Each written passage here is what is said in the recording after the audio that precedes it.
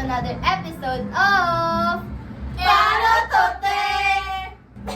E paano kung hindi ka nakilala siguro?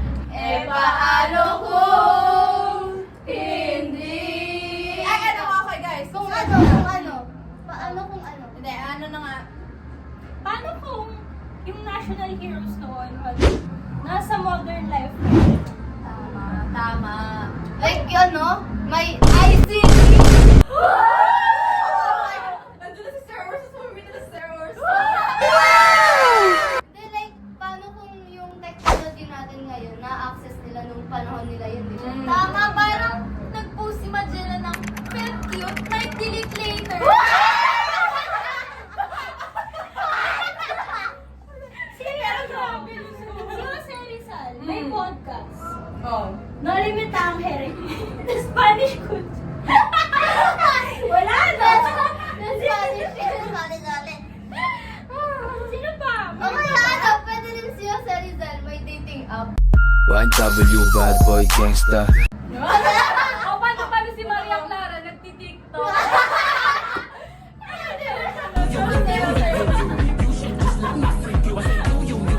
Hindi, parang di sila mag-break ni Jose Rizal nun. Kasi, may messenger sila, di sila mahirapan mag-update. Tsaka laging updated sa isa't isa. It's always okay. Pero, LDR sila. Eh paano kung kilala niyo ba si Melchora? Aquino. Yeah. Paano kung may marketplace siya? Tapos Oh. nagbebenta siya doon ng medical supplies. Mm. Ay kita mo doon, PM Sen. Di ba? Habang yung mga sundalo sila, nagkakahirap, maghahanap na mag-order. HM daw, they're asking HM. Minsan naisip ko, paano kaya yung convo nila? Paano sila magsalita? Magandang umaga. Binibigit. Ako yung Maaari nandito. po bang isend niyo po dito sa aking... Isen. Ano ba tagal ng isend? Ihatid. Natanggap ko na ang yung mensahe. Parang ngayon, Yung mensahe ganun. yung mga Google Translate na di Oo, naman Tagalog. Oo nga, no.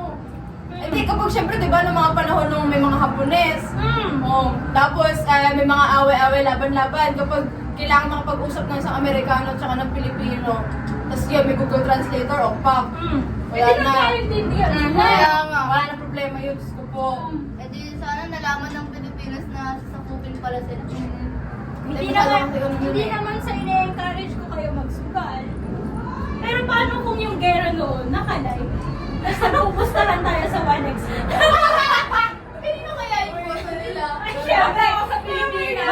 Ang kapal naman ang mukha mo hindi sa Pilipinas. Mga Pilipinas ako. Tapos nanonood yung mga taga-ibang bansa. Yung Sa Andres Bonifacio, mananalo kami, matatalo. Guys, please like, share, and subscribe. Hi guys, welcome vlog. Welcome to vlog. Welcome vlog. Hey guys, naisip nyo ba, sa panahon ngayon, paano kung nandito si Jose Rizal? Eh di makakancel siya. Bakit? Madami siyang babae. Ewan ko. Si Ter. Sino ba? Sabi ng medyo po.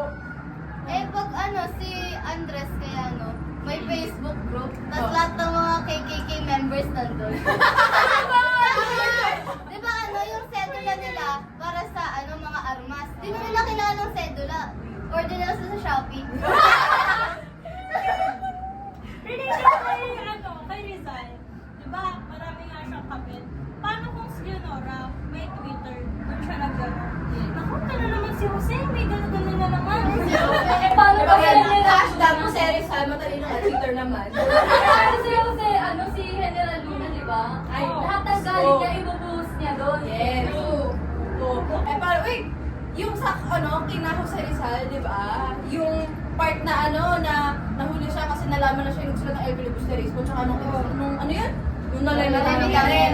Eh, paano kung gamit yung mga teknolohiya, yung mga technologies na yan, and then, like, Anonymous. oo, anonymous. Siyempre, mas lalong secure. Kasi what if mali mo, matalino siya. May idea siya sa mga hackers, ganyan. Kaya niya i-send kung saan-saan. Kakalat yung libro niya nang walang nakakalat kung sino nagsulat. Oo. Di ba?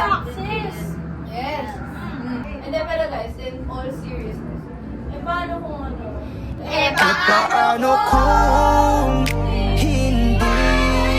Ay, ano nga? Paano kung ano? Hindi, paano nga, di ba, noon pa lang, nung panahon ni na Jose Rizal, ni na Andres Bonifacio, sobrang laki na ng impact nila sa Pilipinas. Paano ba kaya kung sa may technology na noon, o kaya may tulong na ng ICT, di sana, tapos na kagad yung laban, walang namatay, laki ng tulong, grabe. Tsaka mababawasan yung ano nila, misunderstanding. Kasi syempre, tulad sa atin, pag may group work, nakakapag-usap, may tanong agad. Parang wala nang conflict between them. Oo, kahit nasa ibang bansa ka, pwede na kayo mag-usap. Noon, di ba nga, ko, ilang araw, ilang linggo bago makarating yung letter. Kaya mga nga. liham. Yung dito, yung receiver na lang yung problema. Wala na kayo bago. Kung isipin nyo or hindi. Kaya, pero ano talaga, malaking impact yung technology, no? Kasi, for example, yung pagkatapak pa lang ng mga Spaniards, ma-update na lahat yung buong Pilipinas. Oo. Pwede na. Mga Espanyol, di ba? May mga foreigner dito. Pero wala technology pa. Tapos yung kay Jose Rizal, mas mapapublish niya yung libro niya sa buong mundo ng mabilisan unlike before. Una Hindi doon, niya malalaman magastos. ka. Pwede niya i-publish sa Wattpad. Oo, tsaka, di ba niya kailangan ng mangutang? Di ba nangutang pa siya para mag-publish siya yung Pwede na siya mangutang sa tala. Yung piso net wifi. Diba?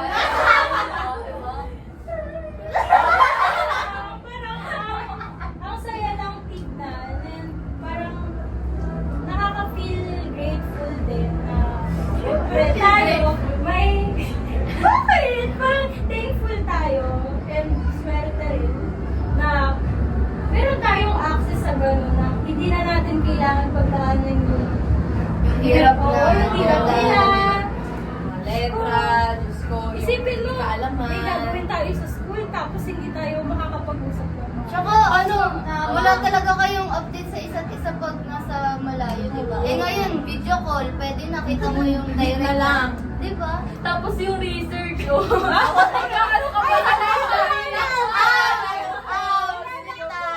Oh my Kaya magkamali ka sa papel sa mga tinta mo at pluma. Magkano Ay, na? lang siya, port hapon. Maghanap pa sa mga maghanap pa sa library, di ba? Tapos ngayon, di ba dati, sa papel tayo nagdo-drawing, ngayon pwede nang mabura sa Kaya, sa yes. iPad ni Charlie. Yes! Tignan niyo sa iPad ni Charlie I Live. know. I know. Pero kasi, kunwari, ako, hindi ko kakayanin yung patience ni Maria Clara sa ginawa ni Rizal. Mali tayo, Ay, boss. mali! Hindi ko Ano Si Lumara pala yun, hindi balas yan. Okay, okay. Patience si Maria Clara. Yung oras yun ba? Leonore. So, pero nga guys, laking tulong ang ICT, no? Oo. Yep. Imagine nyo, convenient. whether noon pa man o ngayon, wala na, hindi ikot yung mundo. Gusto lalo na kami, bata pa lang, sobrang depende na sa mga gadgets. Nagka-activate yung nanay mo.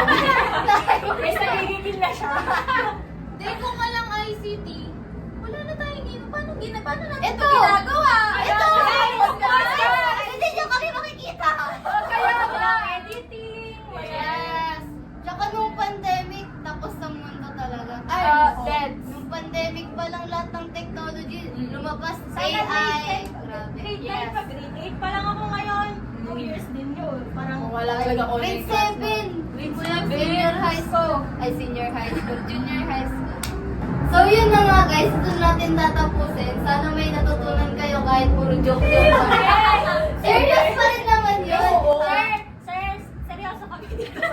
Sir, nakakatawa na nga. Tapos may natutunan ka pa. Saan ka pa, di ba? History. Okay, so we will end the episode of Paano Tote? Paano kung hindi ka nakilala? Siguro nakakulong pa di. Game.